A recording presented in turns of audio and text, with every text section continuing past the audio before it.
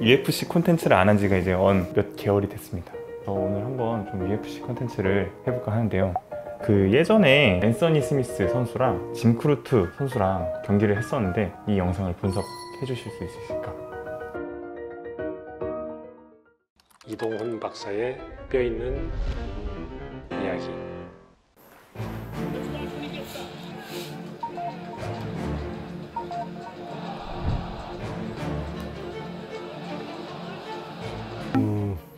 우리가 그동안 UFC나 스포츠 경기에서 흔히 보지 못하는 손상입니다. 처음에 이제 킥을 맞은 자리를 보면 외측 뒤쪽 여기를 이렇게 로우킥으로 맞았잖아요, 그죠?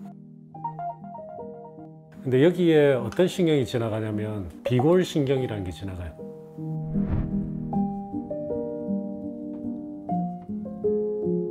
비골신경이 처음에 이 허벅지 뒤쪽에서 좌골신경이 쭉 내려오다가 요쯤에서 갈라집니다.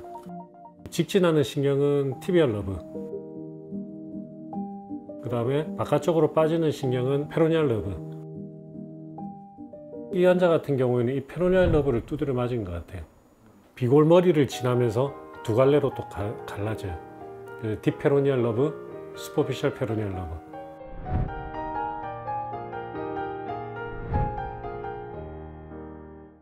그 중에 하나 이제 딥페로니얼 러브를 해서 깊게 들어가는 애들은 그 종아리에 방이 4개가 있다고 그랬죠. 4개의 방 중에 앞쪽 방으로 지나가는 게 딥페로니얼 러브예요. 그리고 바깥쪽으로 들어가는 게 슈퍼피셜 페로니얼 러브예요. 딥페로니얼 러브의 역할은 뭐냐면 앞쪽이니까 앞쪽 근육을 담당을 하겠죠. 종아리 앞쪽 근육은 어떤 일을 하겠어요? 들어 올리는 거 하겠죠. 그죠? 발목을 들어 올리고 발가락을 들어 올리는 역할을 한다고. 그럼 바깥쪽은 얘들의 역할은 발목을 이렇게 바깥쪽으로 트는 역할을 합니다. 자, 일단 그렇게 알고 영상을 보면 발목이 밖으로 이렇게 꺾여 있어. 이렇게 외전이 돼 있고, 그 다음에 엄지발가락은 이렇게 떨어진 것처럼 보여요. 지금 처음 맞고 넘어지는 그 순간에는 걔들이 지배하는 신경들이 굉장히 강하게 수축을 하는 일종의 경련 상태가 된 것 같아요. 나중에 이제 일어서 가지고 걸어갈 때 모습을 보면 어떻게 걸어가냐면 그 선수가 걸을 때 자연스럽게 걷지 않고 무릎을 약간 올리면서 걸어요. 그러고 돌아서 걷다가 넘어질 때 보면 발목이 이렇게 돼가지고 이렇게 해서 넘어져 버리죠. 이거 못 올리는 거예요. 그래서 영어로 하면 풋드롭이라고 하죠. 풋드롭. 발이 떨어지는 거. 무릎을 올리면서 걷는 이유가 이게 안 걸리게 하기 위해서 무릎을 올리는 거예요. 무릎을 이렇게. 두 번째 이제 그래 넘어지는 장면을 보면 아주 전형적인 비골신경 마비. 그리고 여기 하나 추가하자면 두 번째 걸을 때 보면 무릎이 자꾸 안으로 막 이렇게 걷거든요. 요거는 비골신경하고는 상관이 없어요. 뼈에는 회전이 있는데 허벅지 뼈는 누구든지 안으로 돌아요. 이렇게 뼈가 있으면 이렇게 뼈가 안으로 회전을 하거든요. 근데 이 회전량이 좀 많은 사람들이 있어요. 워낙에 허벅지 뼈에 회전 변형이 있는 선수인데 비골신경을 두드려 맞아서 비골신경 마비가 되면서 지금 이런. 그래서 이 경기에서 이 선수는 크게 두 가지예요.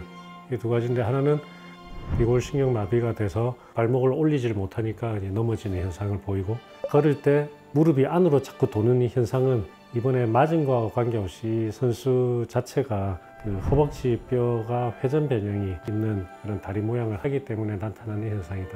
그러면은 이 선수 복귀할 수 있는 걸까요? 복귀는 봐야 돼요. 왜냐하면 비골신경, 다리로 가는 신경 중에서는 제일 예민한 신경이거든요. 제일 예민하고 회복하는 속도가 굉장히 느리고 완전히 회복이 안 되는 경우도 있기 때문에 아마, 근데 저거는 신경이 뭐 절단되고 이런 건 아니고 두드려 맞은 거니까 발목 올라오는 거는 거의 회복이 되리라 봅니다. 근데 엄지발가락 떨어진 거는 완전히 회복 안 되는 수도 있어요. 그 정도로 예민한 신경입니다. 이동훈 박사의 뼈있는 이야기. 그러면은 한블리 아세요?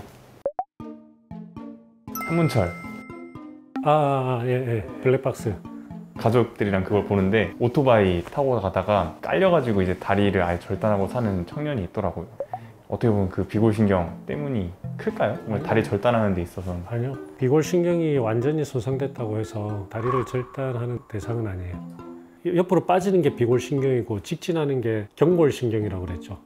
이 경골신경이 완전히 마비가 됐다. 다리 절단의 대상이 될 수가 있어요. 왜 그럴 것 같아요? 왜일까요? 봐봐요.